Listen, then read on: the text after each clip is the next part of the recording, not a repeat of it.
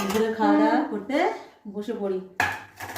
আজকে তো একদম শুকনো শুকনো ভাত করেছি বাটি করে। চল একদম গরম গরম।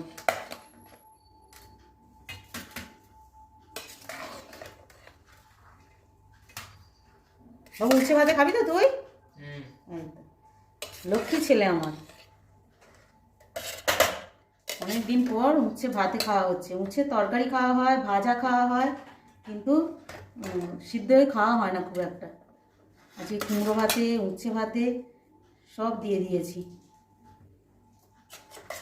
আচ্ছা, যার পাতে পড়ছে পড়ছে তুলে নিই। হ্যাঁ,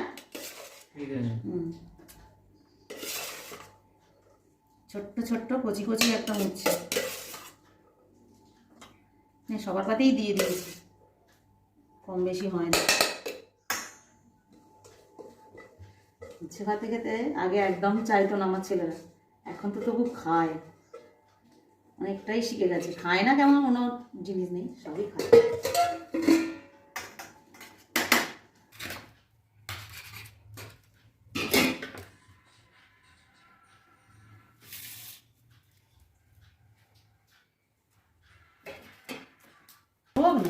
না, আর এই যে নোটে শাক ভাজা করে নিয়েছি,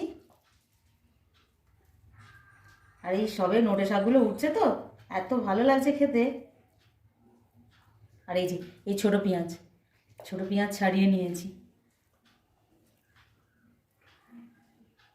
খেতে খুব ভালো। এই পেঁয়াজগুলো না বাবু জানিস, যাতে চুল উঠে যায় তারা মাখে এই পেঁয়াজের রস, এই পেঁয়াজের রসই মাখে।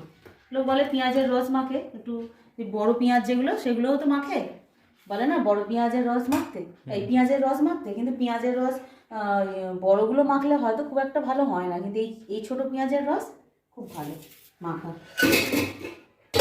চলো সব নিয়ে নিয়েছি, এবার খালি ঢ্যাঁড়সটা পাতে দেবো আর খাওয়া হয়ে যাবে।